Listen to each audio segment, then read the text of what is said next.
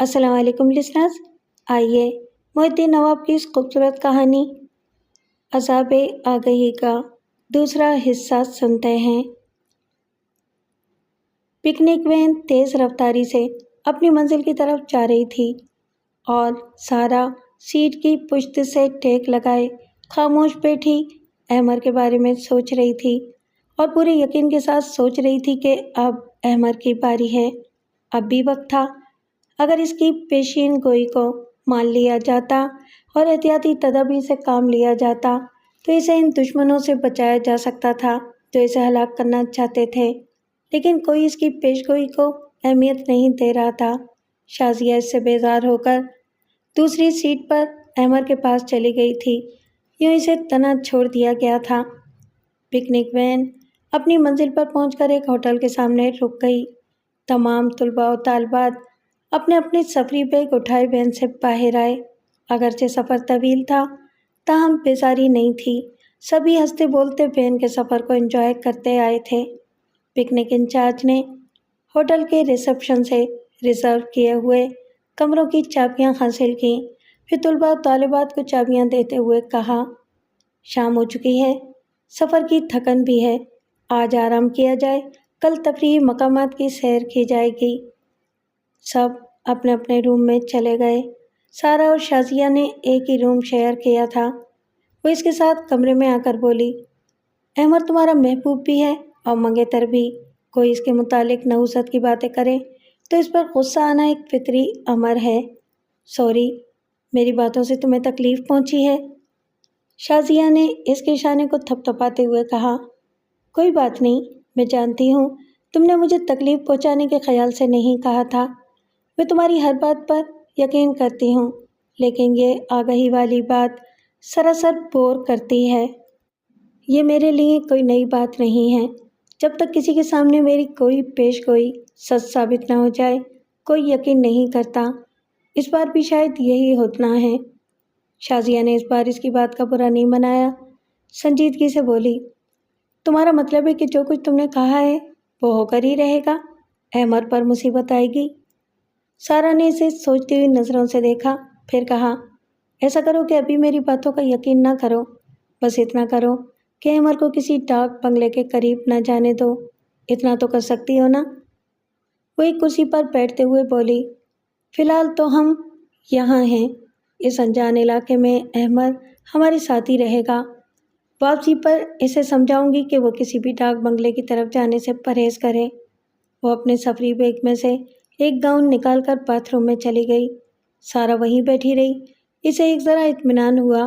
شازیہ اس کی بات پر یقین نہ کرتے ہوئے بھی احمر کو سمجھانے کے لیے راضی ہو گئی تھی، لیکن اس کے ذہن پر ایک بوجھ بدستور قائم تھا، اور وہ بوجھ یہ تھا کہ اس کا قاتل محبوب آگہی کے دریچے سے نہیں جھانک رہا تھا۔ اس ہاشم زبیری نے کسی کو قتل کیا تھا یا نہیں، لیکن اسے ہر لمحہ اندر ہی اندر بڑے پیار سے قتل کر رہا تھا۔ اسے تجسس میں مبتلا کرتا رہتا تھا کہ واقعی اس کا کوئی جڑواں بھائی بھی ہے، کیا ہاشم زبیری شریف ہے اور دوسرا بھائی قاسم زبیری بدمعاش ہے، قاتل ہے؟ سب سے زیادہ پریشانی اس بات کی تھی کہ آگہی ادھوری کیوں رہ گئی ہے۔ وہ خوابوں اور خیالوں میں تو آ رہا ہے، آگہی کے دروازے پر دستک کیوں نہیں دے رہا؟ وہ گھبرا کر اللہ کو یاد کرتی تھی، یا اللہ، یہ کیا ماجرا ہے، وہ کہاں گم ہو گیا ہے؟ دیکھا جائے تو وہ ہاشم ہو یا قاسم، اس نے اس کی عزیز سہیلی شازیہ کی بہن کو قتل کیا تھا۔ یہ بات اس نے شازیہ سے چھپائی تھی کہ وہ اس قاتل کو جانتی ہے۔ مسئلہ یہ تھا کہ وہ اسے جانتی تھی، پہچانتی تھی، خود اس کے بارے میں مکمل معلومات نہیں رکھتی تھی، اپنے محبوب پر انگلی نہیں اٹھا سکتی تھی کہ وہ ایک قاتل بھی ہے۔ وہ رات کو دیر تک کروٹیں بدلتی رہی۔ ہاشم زبیری صرف اس حوالے سے ایک محبوب تھا کہ آگہی کی پراسرار دنیا میں کئی بار اس کے قریب آ چکا تھا۔ یہ ہونے والی بات اسے معلوم ہو چکی تھی کہ وہ آئندہ اس کی زندگی میں ضرور آئے گا، اس لیے وہ اس کے سحر میں مبتلا ہو گئی تھی اور دن رات اس کے لیے بے چین رہنے لگی تھی۔ دل کی حالت ایسی ہو گئی تھی کہ اگلے ہی پل اسے دیکھنے کے لیے کبھی آنکھیں بند کرتی اور کبھی کھولتی رہتی تھی۔ وہ سوچتے سوچتے سو گئی۔ رات کے آخری پہر آنکھ کھلی تو چپ چاپ سی پڑی رہی، ایسے ہی وقت آگہی کا در کھل گیا۔ اس نے ہاشم زبیری کو دیکھا، وہ بالکل ساکت تھا، ایک ذرا حرکت نہیں کر رہا تھا۔ پھر پتہ چلا کہ وہ خود سامنے نہیں ہے، اس کی تصویر ہے۔ عجیب بات تھی، وہ اسے متحرک دیکھنا چاہتی تھی اور وہ تصویر بن کر چلا آیا تھا۔ فوٹوگراف اس کی کمر تک کا تھا اور وہ کمر تک ننگا تھا۔ اگلے منظر نے اسے چونکا دیا۔ اب جو تصویر سامنے آئی اس میں ہاشم کے ساتھ نازیہ بھی تھی، وہ بھی اپنے لباس سے بے نیاز تھی۔ وہ آگہی کے سیر سے نکلی تو حیرانی سے سوچنے لگی کہ آگہی کی اسکرین پر ایسی شرمناک تصویر کی نمائش کیوں ہوئی۔ ہاشم سے جب پہلی ملاقات ہوئی تھی تب اس نے ہاسپٹل میں کہا تھا کہ مقتول نازیہ اس کی محبوبہ تھی۔ تصویر میں دونوں کا یہ انداز دیکھ کر سارا حیران نہیں ہوئی۔ ان عاشق اور معشوق نے جیسے بھی دن رات گزارے ہوں، لیکن نمائش کا یہ انداز سراسر قابل اعتراض تھا۔ اس آگہی کے بعد بھی سارا کی بے چینی برقرار رہی۔ وہ ہاشم کو متحرک دیکھنا، اس کی باتیں سننا اور اسے کچھ بولنا چاہتی تھی۔ دوسری صبح دونوں سہیلیاں آؤٹنگ کے لیے تیار ہو کر بالکونی میں آئیں۔ پہاڑی علاقے کی خنک ہوا اور ہریالی آنکھوں کو ٹھنڈک پہنچا رہی تھی۔ قریبی ہاتھوں کی پہنچ تک سفید بادل تیرتے ہوئے گزر رہے تھے۔ یوں لگ رہا تھا جیسے وہ خود بادلوں کے ساتھ تیرتی جا رہی ہیں۔ دروازے پر دستک سن کر وہ کمرے میں آئیں۔ شازیہ نے پوچھا، کون ہے؟ احمر کی آواز سنائی دی، میں ہوں، ایک جلا بھنا عاشق۔ آپ کی جدائی میں رات بھر کباب سیخ کے مانند کروٹیں بدلتا رہا، اب تو پردے سے باہر آ جاؤ۔ شازیہ نے مسکراتے ہوئے بڑے فخر سے سارا کو دیکھا۔ اس کا یہ انداز کہہ رہا تھا، دیکھو میں اپنے چاہنے والے کی نظروں میں کتنی اہم ہوں۔ سارا نے دل ہی دل میں آہ بھرتے ہوئے کہا، میں بھی کسی کے فراق میں شاعرہ بننے والی ہوں۔ شازیہ نے آگے بڑھ کر دروازہ کھولا۔ احمد نے انہیں دیکھ کر کہا، اوہو، تم دونوں آؤٹنگ کے لیے بالکل تیار ہو۔ میں سمجھ رہا تھا کہ یہاں آ کر محترمہ کو جگانا ہوگا۔ شازیہ نے کہا، جناب کو معلوم ہونا چاہیے، لڑکیاں لڑکوں سے زیادہ وقت کی پابند ہوتی ہیں۔ ویسے آج بھی وقت سے پہلے تیار ہو گئے ہو؟ اس نے احمد کو اوپر سے نیچے تک دیکھتے ہوئے کہا، بائی دا وے، انچارج نے آؤٹنگ کے لیے 10 بجے کا ٹائم دیا ہے، ابھی تو 7 ہی بجے ہیں۔ سارا نے مسکرا کر کہا، یہ وقت سے پہلے بن سنور کر تمہیں جلوہ دکھانے آئے ہیں۔ وہ مسکرا کر بولا، بھائی ایک دوسرے کو دیکھنے دکھانے سے چاہت بڑھتی ہے، ویسے میں کسی اور کام سے باہر جا رہا ہوں، 10 بجے تک تم لوگوں کو جوائن کروں گا۔ شازیہ نے تعجب سے پوچھا، اتنی صبح کہاں جا رہے ہو؟ یہاں ایک شخص سے ملنا ضروری ہے، ایک اہم معاملہ ہے، بس جاؤں گا اور آ جاؤں گا۔ یہاں پاس ہی ایک ڈاک بنگلہ ہے۔ ڈاک بنگلہ؟ شازیہ نے قدرے چیختے ہوئے پوچھا۔ پھر اس نے گھبرا کر سارا کو دیکھا۔ سارا بھی پریشان ہو گئی۔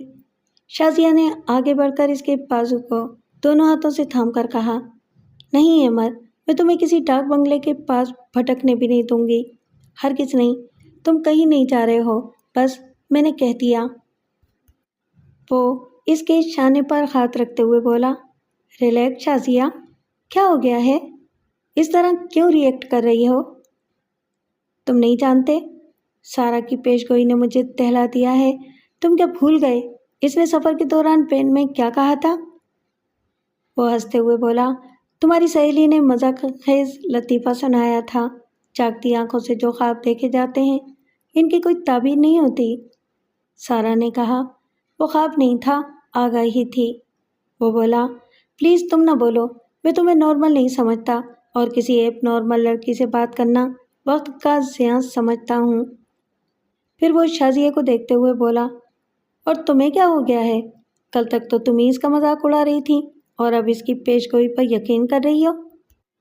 یقین تو اب بھی نہیں ہے، لیکن اس ڈاک بنگلے کے ذکر نے مجھے کنفیوز کر دیا ہے۔ تم وہاں نہیں جاؤ گے تو ایسی کوئی آفت تو نہیں آ جائے گی؟ وہ گہری سنجیدگی سے بولا، تم نہیں جانتی، میں ایک ایسا معاملہ طے کرنے جا رہا ہوں جس کا تعلق تم سے ہے۔ وہ حیرانی سے بولی، مجھ سے ہے؟ ایسا کیا معاملہ ہے؟ تم نے پہلے مجھے کیوں نہیں بتایا؟ یہ تم کیا کرتے پھر رہے ہو؟ جو بھی کر رہا ہوں تمہاری بہتری کے لیے کر رہا ہوں۔ دیکھو میں لیٹ ہو رہا ہوں، مجھے وہاں وقت پر پہنچنا ہے۔ وہ پریشان ہو کر بولی، تم میری خاطر نہ جانے کس سے ملنے جا رہے ہو؟ ٹھیک ہے، میں تمہیں نہیں روکوں گی، مگر تنہا نہ جاؤ، اپنے 2-4 ساتھیوں کے ساتھ جاؤ، میرے دل کو تسلی رہے گی۔ تم بات سمجھ نہیں رہی ہو، یہ معاملہ ایسا ہے کہ میں اس میں کسی کو شریک نہیں کروں گا۔ ابھی نہ تو میں تمہیں سمجھا سکتا ہوں اور نہ ہی تم سمجھ سکو گی۔ سوری، مجھے دیر ہو رہی ہے۔ یہ کہتے ہی وہ پلٹ کر جانے لگا۔ شازیہ نے چیخ کر کہا، میں کہتی ہوں رک جاؤ، رک جاؤ۔ وہ سنی انسنی کرتا ہوا سیڑھیاں اتر کر نیچے چلا گیا۔ اس کی ضد شازیہ کو یقین دلا رہی تھی کہ وہ سارا کی آگہی کے مطابق ڈاک بنگلے کی طرف جا رہا ہے۔ وہ تیزی سے چلتی ہوئی زینے کے اوپری سرے پر آئی۔ وہ جانے والا نظروں سے اوجھل ہو گیا تھا۔ وہ تیزی سے سیڑھیاں اترتی ہوئی نیچے آئی، اسے آواز دیتے ہوئے ادھر ادھر دیکھنے لگی۔ سارا نے بھی اس کے پیچھے آ کر دیکھا۔ وہ حد نظر تک دکھائی نہیں دے رہا تھا، پتہ نہیں کس سمت چلا گیا تھا۔ زندگی کے کتنے ہی موڑوں پر شامت آتی رہتی ہے، پتہ نہیں وہ کس موڑ پر مڑ گیا تھا۔ شازیہ نے سارا کا بازو تھام کر اسے تقریباً جھنجھوڑتے ہوئے کہا، وہ کہاں ہے؟ یہ تم نے کیسی پیش گوئی کی تھی؟ میرا دل ڈوب رہا ہے۔ سارا نے کہا، حوصلہ کرو، ہم یہاں سے کچھ طلباء و طالبات کو ساتھ لے کر ڈاک بنگلے کی طرف جائیں گے، اسے کچھ نہیں ہوگا۔ دوسرے طلباء و طالبات بھی اس کی آگہی والی باتوں سے واقف تھے۔ اس اطلاع نے انہیں بھی تشویش میں مبتلا کر دیا۔ وہ سب فوراً ہی ادھر چلنے کے لیے تیار ہو گئے۔ ریسیپشن کاؤنٹر سے معلوم ہوا کہ وہاں قریب ہی ایک ڈاک بنگلہ ہے۔ وہ سب اسی سمت چل پڑے۔ فاصلہ طویل نہیں تھا، لیکن اونچا نیچا پہاڑی راستہ تھکا دینے والا تھا۔ وہ سب جوان تھے، تھکنے والے نہیں تھے۔ شازیہ اس قدر پریشان تھی کہ اس کے اندر جیسے جان ہی نہیں رہی تھی۔ سارا نے اس کا ہاتھ تھاما ہوا تھا۔ وہ سب ناہموار راستے پر تیزی سے آگے بڑھ رہے تھے۔ کوئی تفریح کا وقت ہوتا تو فاصلہ جلدی طے ہو جاتا، 2 گام چلتے ہی منزل آ جاتی، لیکن مصیبت کے وقت 2 قدم کا فاصلہ بھی صدیوں کی مسافت بن جاتا ہے۔ وہ ڈاک بنگلہ پتہ نہیں کتنا پرانا تھا، ایسا کھنڈر بن چکا تھا کہ رہائش کے قابل نہیں رہا تھا۔ احمد نے وہاں پہنچ کر اس ویران سے کھنڈر کو دیکھا۔ ایک قداور جوان برآمدے میں دونوں ہاتھ کمر پر رکھے تن کر کھڑا ہوا تھا۔ اس نے احمد کو دیکھ کر کہا، مجھے یقین تھا کہ تم اپنی مقتول سالی کے خطوط اور تصویریں لینے ضرور آؤ گے۔ وہ بولا، شازیہ میری ہونے والی شریک حیات ہے، اس گھرانے کی عزت رکھنا میرا فرض ہے۔ وہ اپنے لباس کے اندر سے ایک بڑا سا لفافہ نکال کر دکھاتے ہوئے بولا، اس گھرانے کی عزت اس لفافے میں بند ہے۔ مقتول نازیہ کی ایسی ایسی رنگین و سنگین تصویریں ہیں جنہیں دیکھ کر تمام خاندان والوں کے سر شرم سے جھک جائیں گے۔ اس کے ہاتھ کے لکھے ہوئے چند خطوط بھی ہیں۔ احمد نے کہا، وہ بیچاری بے موت ماری گئی، تمہیں اس سے ہمدردی ہونی چاہیے۔ میری بات نہ کرو، اپنی کہو۔ اس خاندان کی عزت رکھنے اور ان تصویروں کو حاصل کرنے کے لیے تم کتنی بڑی قربانی دے سکتے ہو؟ تم بتاؤ، ان کے عوض کیا چاہتے ہو؟ تم شازیہ سے منگنی توڑ دو، اسے شریک حیات بنانے سے انکار کر دو اور 1,00,000 روپے ادا کرو۔ یہ تمام خطوط اور تصویریں تمہیں مل جائیں گی۔ رقم کا مطالبہ تو سمجھ میں آتا ہے، لیکن میرے اور شازیہ کے رشتے سے تمہاری مخالفت کچھ سمجھ میں نہیں آ رہی۔ قربانیاں دینے والے سوالات نہیں کرتے، کسی بحث کے بغیر بولو، میرے دونوں مطالبات منظور ہیں یا نہیں؟ احمد نے اسے دیکھا، کچھ سوچا، پھر کہا، میں وہ تصویریں دیکھنا چاہتا ہوں۔ وہ دونوں قدم قدم چلتے ہوئے ایک دوسرے کے قریب آنے لگے۔ اجنبی شخص باڈی بلڈر تھا۔ اپنے کثرتی بدن کی نمائش کے لیے اس نے جینس پر بغیر آستین کی بنیان پہن رکھی تھی۔ بازوؤں کی مچھلیاں ابھر کر نمایاں ہو گئی تھیں۔ اس کے ایک بازو پر ایک بڑے سے پیدائشی زخم کا نشان واضح طور پر دکھائی دے رہا تھا۔ اس نے قریب آ کر لفافے میں سے 2 تصویریں نکالیں، پھر اس کی طرف بڑھاتے ہوئے بولا، ایسی اور 20 عدد مختلف انداز کی تصویریں اس لفافے میں ہیں۔ احمد نے ان 2 تصویروں کو لے کر دیکھا۔ اس کی محبوبہ شازیہ کی بہن نازیہ نیم بے لباسی کی حالت میں اس شخص کے ساتھ تھی جو اس کے سامنے بڑے فخر سے کھڑا مسکرا رہا تھا اور کہہ رہا تھا، یہ میری گرل فرینڈ تھی، جس طرح چاہتا تھا استعمال کرتا تھا، بیچاری اللہ کو پیاری ہو گئی۔ اس کی بات ختم ہوتے ہی احمد نے اس کے منہ پر ایک گھوسا جھڑ دیا۔ وہ لڑکھڑا کر ذرا پیچھے گیا، پھر اس سے پہلے کہ وہ جوابی حملہ کرتا، احمد نے لباس کے اندر سے ریوالور نکال کر کہا، تمہارا کھیل ختم ہو گیا، تم اس معصوم لڑکی کے جذبات سے کھیلتے رہے، پھر درندگی سے اسے ہلاک کر دیا۔ میں قاتل تک پہنچنے کے لیے یہاں آیا ہوں، وہ لفافہ میرے حوالے کر دو۔ وہ ہنستے ہوئے بولا، اچھا تو یہ لفافہ بھی لے جاؤ گے اور مجھے بھی حوالات میں پہنچاؤ گے؟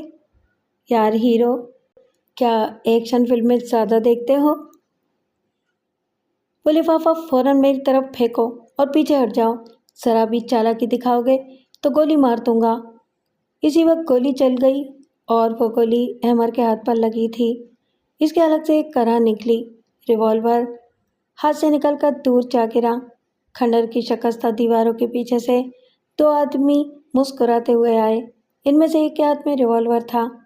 سارا اور شازیہ دوسرے طلباء کے ساتھ ناہموار پہاڑی بلندیوں پر چڑھتے آ رہے تھے۔ ایسے ہی وقت انہوں نے گولی چلنے کی آواز سنی تو ایک دم سے ٹھٹک گئے، سبھی کے پاؤں زمین سے چپک کر رہ گئے۔ وہ ایک دوسرے کو سوالیہ نظروں سے دیکھنے لگے۔ شازیہ کی اوپر کی سانس اوپر ہی رہ گئی تھی۔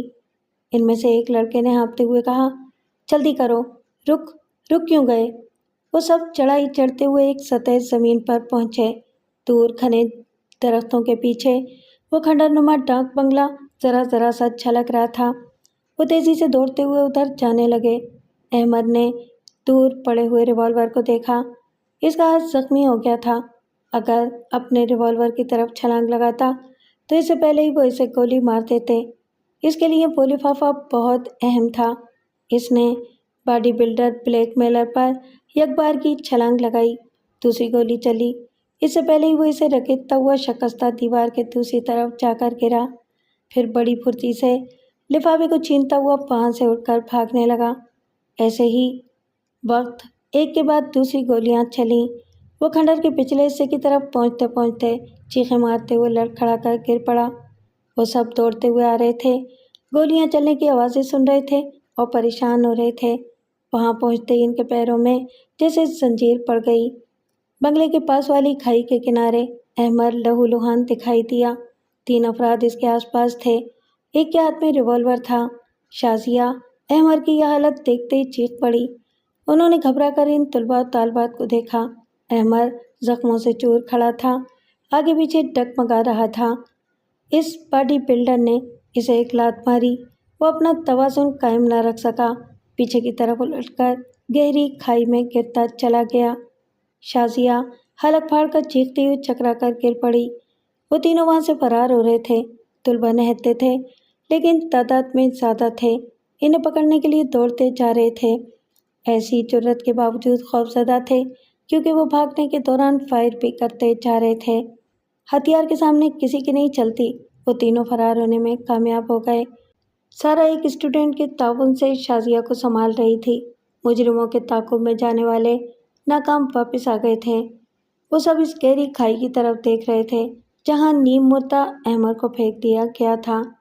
وہ کھائی نہ جانے کتنی گہری تھی، کانٹے دار جھاڑیوں کے باعث پستی میں دیکھا نہیں جا سکتا تھا۔ انہوں نے فیصلہ کیا کہ فوراً ہی وہاں کی انتظامیہ سے رابطہ کر کے احمد کو اس گہری کھائی سے نکالا جائے گا۔ یہ سبھی کی سمجھ میں آ گیا تھا کہ اب وہ زندہ نہیں رہا ہے، لیکن ایک نادان سی امید تھی کہ شاید وہ بچ گیا ہو۔ فلموں میں ایسے ہیرو معجزاتی طور پر بچ جایا کرتے ہیں۔ وہ شازیہ کو سہارا دے کر وہاں سے جانے لگے۔ سارا کی آنکھیں بھیگی ہوئی تھیں، اسے آگہی رلا رہی تھی۔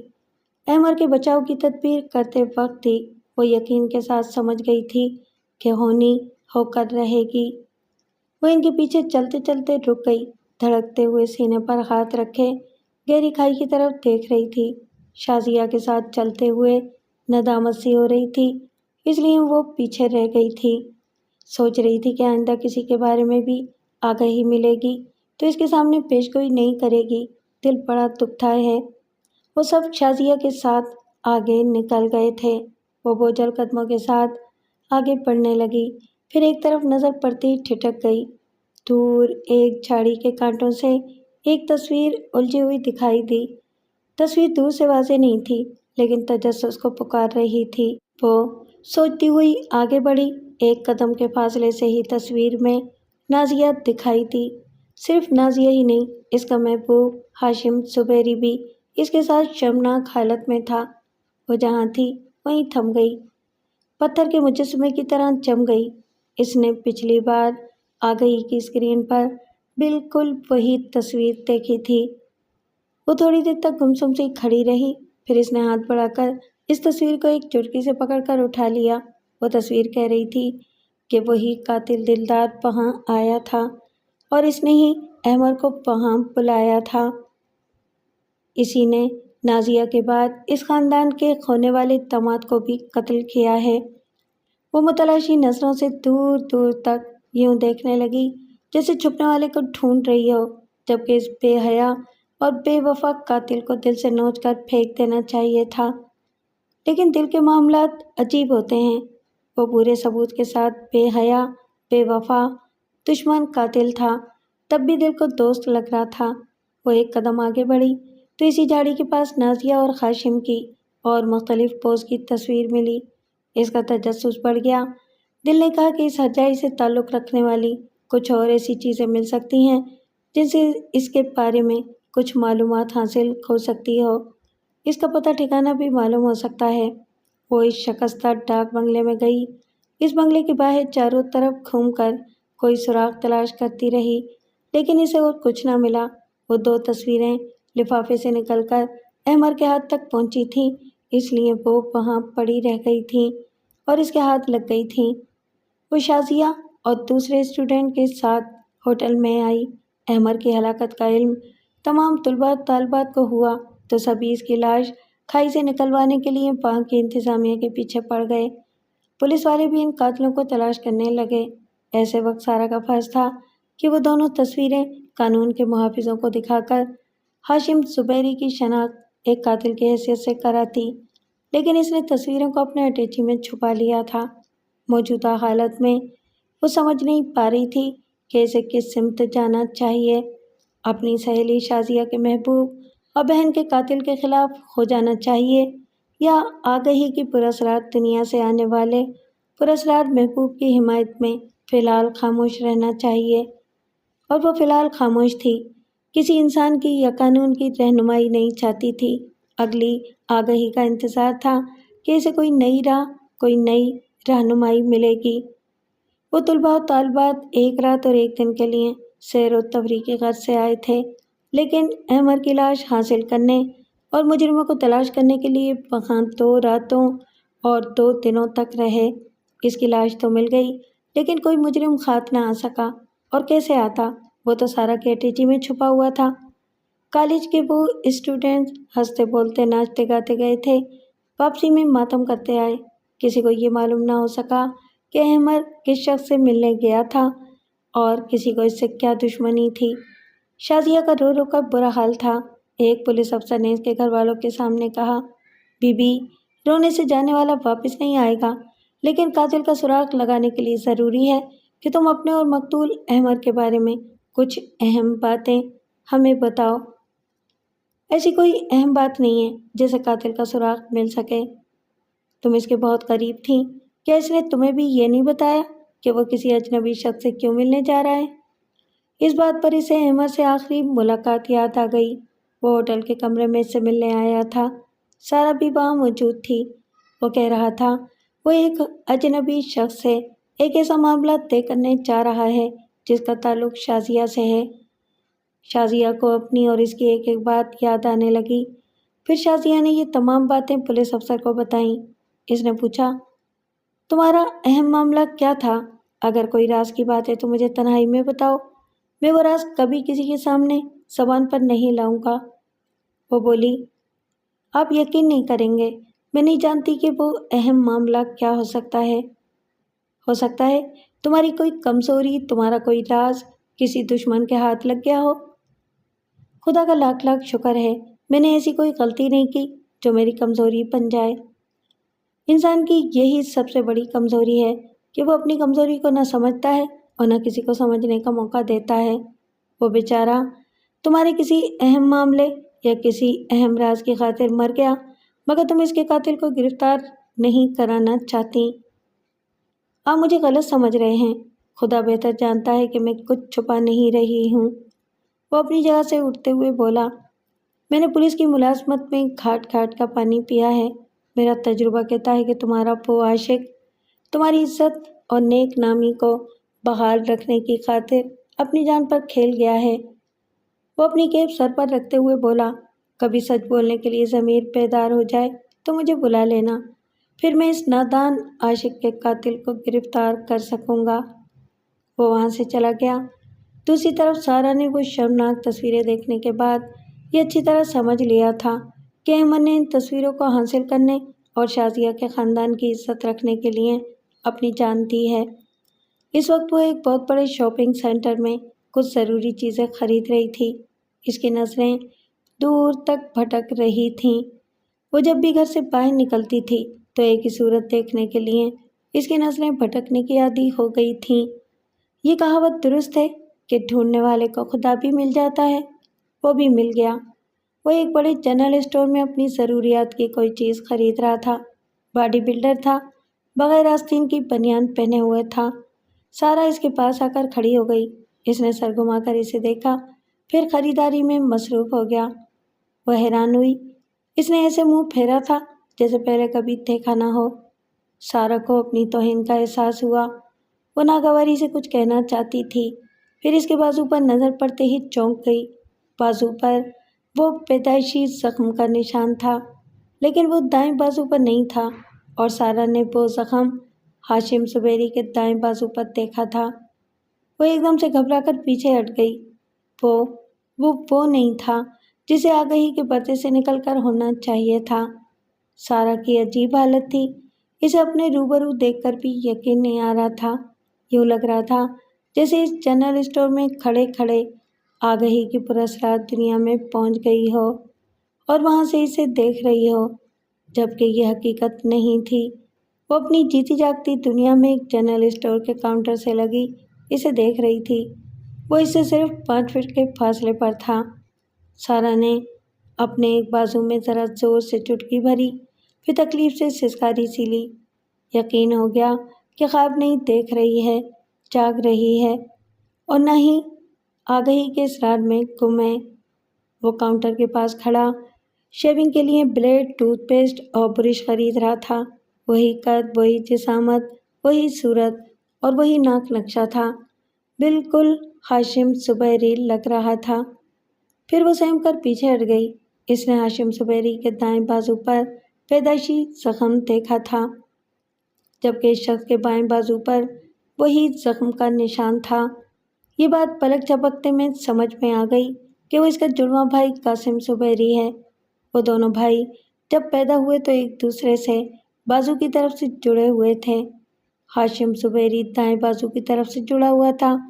جب آپریشن کے ذریعے الگ کیا گیا تو ہاشم کے دائیں بازو پر زخم کا نشان رہا، اور ویسا ہی زخم کا نشان قاسم زبیری کے بائیں بازو پر رہ گیا۔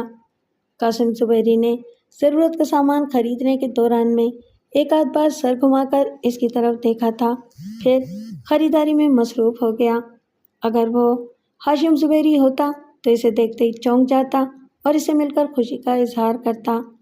وہ جو سامنے تھا، اس کے رویے نے سمجھا دیا کہ سارہ اس کے لیے اجنبی ہے، کیونکہ اس سے پہلے اس کا سارہ سے کبھی سامنا نہیں ہوا تھا، کبھی کوئی بات نہیں کی تھی۔ وہ اس کے لیے سراسر ایک اجنبی لڑکی تھی۔ وہ قاسم تھا۔ اس بات کا یقین ہوتے ہی وہ بری طرح سہم گئی۔ اس کے سامنے ہاشم زبیری کا خم شکل قاتل کھڑا ہوا تھا، جس نے ایک نہیں 2 قتل کیے تھے۔ ایک تو اس کی سہیلی شازیہ کی بہن نازیہ کو ہلاک کیا تھا۔ اس کے بعد شازیہ کے منگیتر احمد کو ڈاک بنگلے میں بلا کر موت کے گھاٹ اتار دیا تھا۔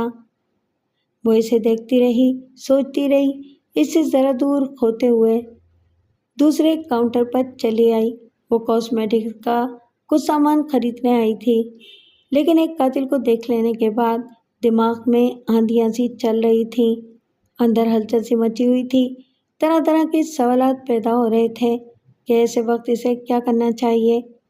क्या फौरन ही पुलिस वालों से रब्ता करना चाहिए? नाजिया और एमर के कातिल को पुलिस वालों तक पहुंचाना, कानून की मदद करना इसका फर्ज था। आगही के रास्ते इसकी ज़िंदगी में आने वाला हाशिम सुपैरी अब इसके अंदर धड़क रहा था। वो पहले इससे बज़न थी, इसे कातिल और बहरूपिया समझ रही थी। अब ये वाज़ेह हो चुका था कि हाशिम वाकई एक शरीफ और पुरअमन शहरी है। अगर कासिम ज़ुबैरी को गिरफ्तार न कराया गया तो वो अपने तमाम जुराइम हाशिम के साथ थोपता रहेगा, कानून के मुहाफ़िज़ों को गुमराह करता रहेगा, जैसा कि वो खुद अब तक गुमराह होती रही थी। इस वक्त वो दोहरी कैफियत से दो चार थी। एक तरफ हाशिम ज़ुबैरी पूरी शिद्दत से इसके दिल में जगह बना रहा था, इससे शिकायतें कर रहा था कि तुम खामखा मुझसे बदज़न हो गई थी। अब मैं तुम्हारे शकूक व शुबहात के बायस बहुत दूर चला गया हूँ। अब मुझे कहाँ ढूंढोगी? एक ख्याल ये पैदा हुआ कि हाशिम ज़ुबैरी सिर्फ इससे ही नहीं बल्कि कानून की आंखों से भी दूर हो गया है। कासिम ज़ुबैरी की कमीनगी और एक भाई से दुश्मनी के बायस वो पुलिस वालों की पूछगछ से भी परेशान हो गया था। इसे यह अंदेशा होगा कि किसी दिन वो कत्ल के इल्ज़ाम में भी गिरफ्तार किया जा सकता है। शायद इसीलिए वो रूपोश रहकर ज़िंदगी गुजार रहा था। सारा की समझ में एक ही बात आ रही थी कि असल कातिल, असल हमशक्ल भाई गिरफ्तार हो जाएगा तो हाशिम को एक मुजरिम के शर से निजात मिलेगी। फिर इसके और सारा के दरमियान जो दूरी कायम हो गई थी वो हमेशा के लिए ख़त्म हो जाएगी। वो अभी पुलिस से रब्ता कर सकती थी, इस जनरल स्टोर में इन्हें बुलाकर कासिम ज़ुबैरी को गिरफ्तार करा सकती थी। वहाँ कितने ही मर्द, औरतें, बच्चे, बूढ़े खरीदारी में मसरूफ़ थे।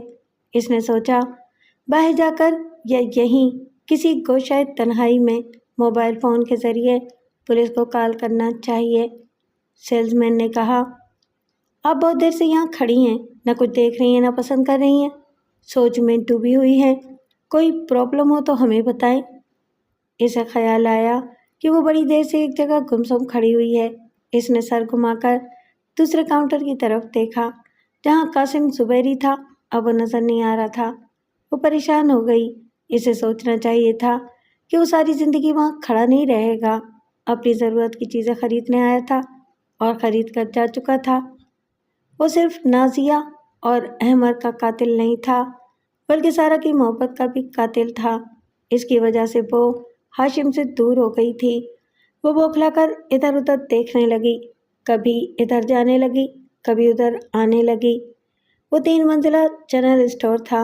वो तीसरी मंजिल से उतरकर दूसरी मंजिल में आई, वहाँ इसे तलाश करती रही। फिर दूसरी मंजिल से उतरकर ग्राउंड फ्लोर पर आई। वो कहीं दिखाई नहीं दे रहा था। वो अपने महबूब को कत्ल और दीगर जुराइम के इल्ज़ाम से बचा सकती थी, बशर्ते कि इसी वक्त कासिम ज़ुबैरी को गिरफ्तार करा देती। बेहतर मौक़े बहुत कम नसीब होते हैं और वो अपनी कम नसीबी के बायस एक बेहतर मौका गंवा चुकी थी। थकार कर साथ वाले रेस्टोरेंट में एक कार्नर वाली मेज़ पर बैठ गई। थकन और गर्मी से बुरा हाल हो रहा था। इसने एक ठंडे मशरूब का आर्डर दिया, फिर सोचने लगी अब अपने और हाशिम ज़ुबैरी के लिए कुछ करना चाहिए। वो अब तक कशमकश में रही थी। एक दिल कहता था कि अपने महबूब हाशिम ज़ुबैरी के ख़िलाफ़ कानूनी कार्रवाई करे, लेकिन इसके लिए प्यार से धड़कने वाला दिल राज़ी नहीं होता था। इसके ख़िलाफ़ नाजिया के साथ ऐसी शर्मनाक तस्वीरें थीं जिनसे ये साबित होता था कि इसने पहले नाजिया को मोहब्बत का झांसा दिया और फिर इसे कत्ल कर दिया। इन 2 तस्वीरों के ज़रिए ये साबित होता था कि इसके और नाजिया के दरमियान गहरे ताल्लुकात थे और इसे जो आगाही मिली थी इससे साबित होता था कि इसी ने नाजिया को कत्ल किया है। अब आगाही वाली बात पुलिस वाले तस्लीम करें या न करें, मगर इन शर्मनाक तस्वीरों के ज़रिए हाशिम ज़ुबैरी पर नाजिया के कत्ल का शुबा किया जा सकता था। आज कासिम ज़ुबैरी को देख लेने के बाद یقین ہو گیا تھا کہ وہ تصویریں قاسم کی نہیں قاسم کی تھیں۔ نازیہ کے ساتھ اس تصویر میں قاسم تھا۔ یہ سوچ سوچ کر وہ خوش ہو رہی تھی کہ اس کا ہاشم گناہگار اور قاتل نہیں تھا۔ اتنے میں وہ سوچتے سوچتے چونک گئی۔ کوئی اس کے سامنے آ کر کھڑا ہو گیا تھا۔ اس نے سر اٹھا کر دیکھا تو دل دھک سے رہ گیا۔ ایک دم سے اچھل کر کھڑی ہو گئی، جسے ڈھونڈ ڈھونڈ کر ہلکان ہو گئی تھی۔ وہ خود ہی اس کے روبرو آ گیا تھا۔ اس نے سارا کو سر سے پاؤں تک دیکھتے ہوئے پوچھا، تم کون ہو؟ وہ ایک قاتل کو اتنے قریب دیکھ کر بری طرح گھبرا گئی تھی، پھر بھی دل کڑا کرتے ہوئے بولی، میں کوئی بھی ہوں، تم کیوں پوچھ رہے ہو؟ تم اس جنرل اسٹور میں مجھے بڑی توجہ اور دلچسپی سے دیکھ رہی تھی۔ جب بھی میں نے سر گھما کر دیکھا تو تمہیں اپنی طرف دیکھتے ہوئے پایا۔ بات کیا ہے؟ بات کچھ بھی نہیں ہے، میں کسی اور کے دھوکے میں تمہیں دیکھ رہی تھی۔ وہ ہاں کے انداز میں سر ہلاتے ہوئے بولا، میں بھی یہی سمجھ رہا تھا۔ یقیناً تم میرے ہمشکل بھائی ہاشم زبیری سے مل چکی ہو۔ بے شک میں تمہیں ہاشم زبیری سمجھ رہی تھی، لیکن تمہارے اجنبی رویے نے مجھے سمجھا دیا کہ تم وہ نہیں ہو۔ وہ کرسی کی طرف اشارہ کرتے ہوئے بولا، ہم بیٹھ کر بھی بات کر سکتے ہیں؟ وہ ہچکچاتے ہوئے بولی، سوری، میں کسی اجنبی کے ساتھ بیٹھ کر باتیں کرنا پسند نہیں کرتی۔ جب میرے بھائی سے پہلی ملاقات ہوئی ہوگی تو وہ بھی تو اس وقت تمہارے لیے اجنبی ہوگا۔ ملنے اور متعارف ہونے سے اجنبیت ختم ہو جاتی ہے۔ ہاں، مگر وہ بات یہ ہے کہ مجھے ایک ضروری کام سے ابھی جانا ہے۔ ایسے وقت ویٹر اس کے لیے ٹھنڈا مشروب لے کر آ گیا۔ قاسم زبیری نے مسکراتے ہوئے کہا، کمال ہے، مشروب کا آرڈر دینے کے بعد صرف اس لیے جا رہی ہو کہ میں آ گیا ہوں۔ ویٹر اس کے سامنے جوس کا گلاس رکھ کر جا رہا تھا۔ قاسم نے کہا، ایک جوس میرے لیے بھی لے آؤ۔ ویٹر چلا گیا۔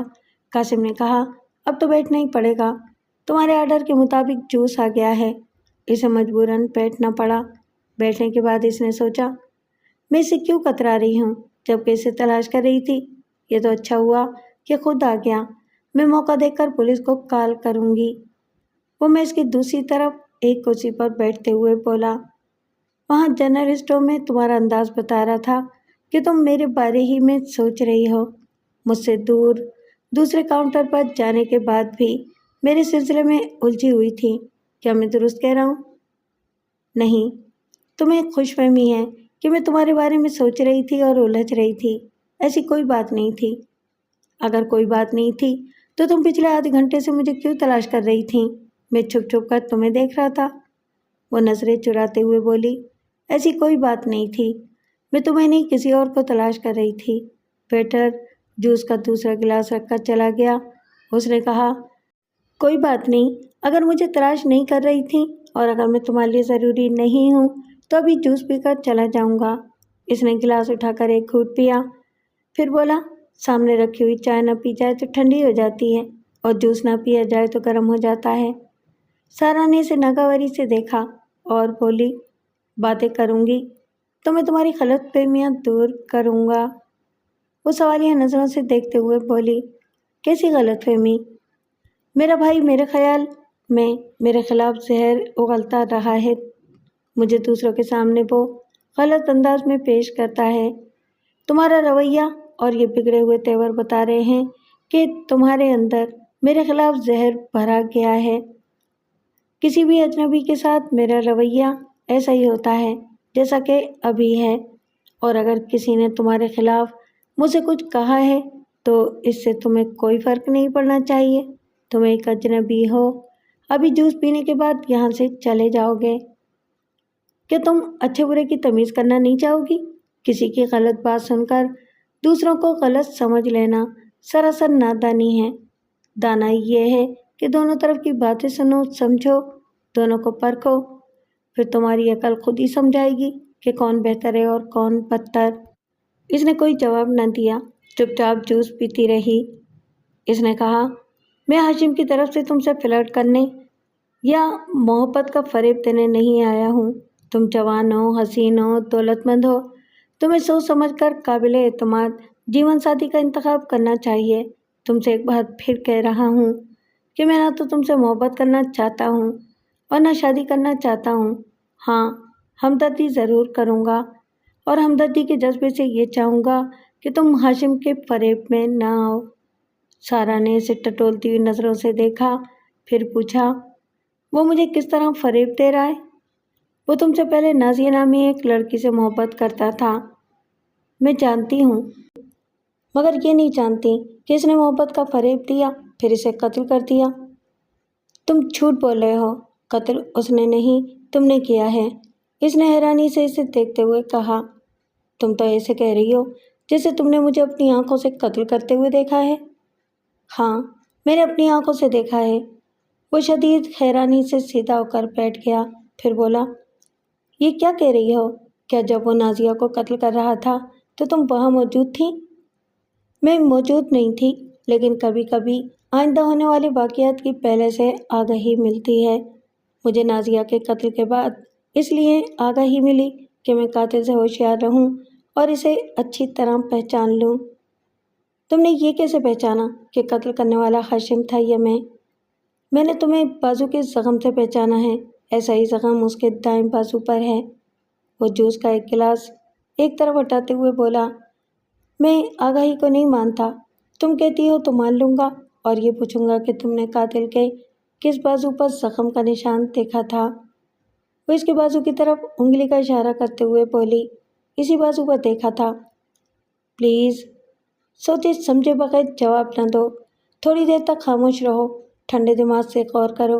جب تمہیں آگاہی حاصل ہوئی تھی تو کیا یہ اچھی طرح دیکھا تھا کہ زخم والا بازو کون سا ہے، دایاں ہے یا بایاں؟ وہ سوچ میں پڑ گئی، الجھی ہوئی نظروں سے اس کے بازو کو تکنے لگی۔ زخم کا نشان نمایاں تھا۔ وہ بولا، سوچو، اچھی طرح سوچو، جس طرح ہم شکل ہونے کے باعث لوگ ہمیں پہچاننے میں دھوکہ کھا جاتے ہیں، اسی طرح زخم کے نشان سے بھی دھوکہ ہوتا ہے کہ جسے کہیں دیکھا گیا ہے اس کے دائیں بازو پر زخم کا نشان تھا یا بائیں بازو پر۔ وہ واقعی اس بات پر الجھ رہی تھی کہ آگاہی کے دوران میں اس نے قاتل کے کس بازو پر زخم کا نشان دیکھا تھا۔ اسے کچھ یاد نہیں آ رہا تھا۔ وہ بے بسی سے بولی، تم مجھے خواہ الجھا رہے ہو۔ تم اسے الجھن کہہ لو، لیکن سچ کیا ہے یہ جاننے کے لیے تمہیں دائیں اور بائیں بازو کا حساب کرنا ہی ہوگا۔ اس نے سوچا، میرے پاس اس کی اور نازیہ کی تصویریں موجود ہیں، میں گھر جا کر انہیں دیکھوں گی، وہ تصویریں بتائیں گی کہ زخم کا نشان دائیں بازو پر ہے یا بائیں بازو پر۔ وہ بولی، میں یاد کرنے کی کوشش کروں گی، تو میرے سوال کا جواب دو، اگر ہاشم نازیہ کو دل و جان سے چاہتا تھا تو پھر اس نے قتل کیوں کیا؟ وہ اسے محبت کا فریب دے رہا تھا، ہماری ان سے خاندانی دشمنی ہے، اس نے انتقام لینے کے لیے نازیہ کو محبت کا فریب دیا تھا۔ میں نے اسے سمجھایا کہ یہ مناسب نہیں ہے۔ اگر نازیہ کے باپ ناصر علی نے ہماری ماں کے ساتھ زیادتی کی تھی تو اس کا مطلب یہ نہیں ہے کہ ہم اس کی بیٹیوں سے انتقام لیں۔ سارا نے بے یقینی سے پوچھا، کیا نازیہ کے والد نے تمہاری والدہ سے کوئی بدسلوکی کی تھی؟ وہ ایک گہری سانس لے کر سر جھکاتے ہوئے بولا، ہاں، ہمارے والد کی وفات کے بعد ناصر علی ہمارے گھر آیا کرتا تھا۔ وہ ہمارے مرحوم والد کا بہت اچھا دوست تھا، ہم سے ہمدردی جتایا کرتا تھا۔ ہمارے اور اس کے خاندان کے درمیان کوئی رسمی سا تعلق بھی نہیں تھا، ہم ایک دوسرے کو نہیں جانتے تھے کیونکہ ناصر علی دور کی دوستی رکھنے کا قائل تھا۔ اس نے پھر ایک گہری سانس لی، سارا کو دیکھا اور پھر کہا، 1 برس پہلے کی بات ہے، ناصر علی ہمارے گھر آیا تو میری والدہ بالکل تنہا تھیں۔ ایسے وقت اس نے ایسی شرمناک حرکت کی جس کے بارے میں سوچ کر ہی ہمیں غصہ آ جاتا ہے۔ میں تو ذرا ٹھنڈے دماغ کا آدمی ہوں، لیکن ہاشم بہت ہی گرم مزاج کا ہے۔ وہ بولی، میں ابھی تمہاری والدہ سے ملنا چاہوں گی۔ اس نے سر اٹھا کر اسے دیکھا، پھر بڑے دکھ سے بولا، وہ بہت حیا والی تھیں، انہوں نے اس رات کو صبح ہونے سے پہلے ہی خودکشی کر لی۔ سارا کے دل کو دھچکا سا لگا۔ اس نے قاسم کو دیکھا، دنیا جہاں کے صدمات اس کی آنکھوں میں سمٹ آئے تھے۔ اس نے کہا، ہاشم غصے سے پاگل ہو گیا، وہ ناصر علی کو قتل کرنا چاہتا تھا، لیکن وہ کاروبار کے سلسلے میں ملک سے باہر چلا گیا، پھر وہاں سے خبر آئی کہ وہ ایک کار کے حادثے میں مارا گیا ہے۔ میں نے ہاشم کو سمجھایا کہ بے شک اس نے ہماری والدہ کے ساتھ زیادتی کی تھی، لیکن وہ بھی حرام موت مارا گیا ہے، لہٰذا غصہ تھوک دو۔ مگر اس نے قسم کھائی ہے کہ ناصر علی کے خاندان کو خوش رہنے نہیں دے گا، اس کی اولاد سے انتقام لے گا۔ وہ سوچ رہی تھی کہ اب نازیہ کے قتل کی وجہ سمجھ میں آ رہی ہے۔ اس نے پوچھا، نازیہ تو مر چکی ہے، کیا اس کی بہن شازیہ اور اس کی امی تم دونوں بھائیوں کو جانتی ہیں؟ وہ انکار میں سر ہلا کر بولا، نہیں، ہمارا ایک دوسرے کے گھر میں آنا جانا نہیں تھا، صرف ناصر علی سے میرے والد کی دوستی تھی۔ اس نے پوچھا، کیا یہ بتا سکتے ہو کہ شازیہ کے منگیتر احمر کو کس نے قتل کیا ہے اور کیوں کیا ہے؟ ہاشم کہتا ہے کہ ناصر علی کار کے حادثے میں مارا نہیں گیا ہے، وہ جانتا ہے کہ ہم تو جوان بھائی ہیں، اسے زندہ نہیں چھوڑیں گے، اس لیے وہ یہاں واپس نہیں آ رہا ہے۔ لندن میں اس کا اچھا خاصا کاروبار جمع ہوا ہے، اس نے وہیں ایک اور شادی کر لی ہے اور وہاں سے اپنے گھر والوں کو اچھی خاصی رقمیں بھیجتا رہتا ہے۔ میں احمر کے بارے میں پوچھ رہی ہوں، میں اسی کے بارے میں بتا رہا ہوں۔ ہاشم کہتا ہے کہ ناصر علی فون کے ذریعے اس سے باتیں کرتا ہے اور اس سے معافی مانگتا ہے اور صلح صفائی کے لیے بڑی سے بڑی رقم دینا چاہتا ہے، لیکن ہاشم نے صاف طور سے کہہ دیا ہے کہ وہ اس کے خاندان کے ایک ایک فرد کو اس وقت تک سکون سے نہیں رہنے دے گا جب تک ناصر علی پاکستان واپس نہیں آ جاتا۔ قاسم نے ایک ذرا توقف سے کہا، ناصر علی احمر کو اپنا داماد بنانا چاہتا تھا، ہاشم نے اسے ایک پہاڑی علاقے کی ڈاک بنگلے میں بلا کر قتل کر دیا۔ اب ناصر علی بھی انتقامی کارروائی کر رہا ہے، اس نے یہاں کی پولیس اور انٹیلیجنس کو ہاشم کے پیچھے لگا دیا ہے۔ سارا نے کہا، یہ بات تو سمجھ میں آ رہی ہے کہ ہاشم نے 2 قتل کیوں کیے اور کیوں اس خاندان کے افراد سے دشمنی کر رہا ہے، لیکن وہ تمہارا دشمن کیوں ہے؟ خود کو شریف اور پرامن شہری کہتا ہے اور تمہیں گنڈا، بدماش اور قاتل کیوں کہتا ہے؟ اس لیے کہ میں اس کی انتقامی کارروائیوں کے خلاف ہوں۔ میں اپنی والدہ کی بے عزتی کا انتقام نہیں لینا چاہتا، وہ مجھے بے غیرت اور بزدل کہتا ہے۔ اس نے احمر سے پہلے ایک بار شازیہ کو قتل کرنے کی کوشش کی تھی اور پھر میں نے اس کی کوشش کو ناکام بنا دیا تھا، تب سے وہ میرا دشمن بن گیا تھا۔ وہ اس کی باتیں سن رہی تھی۔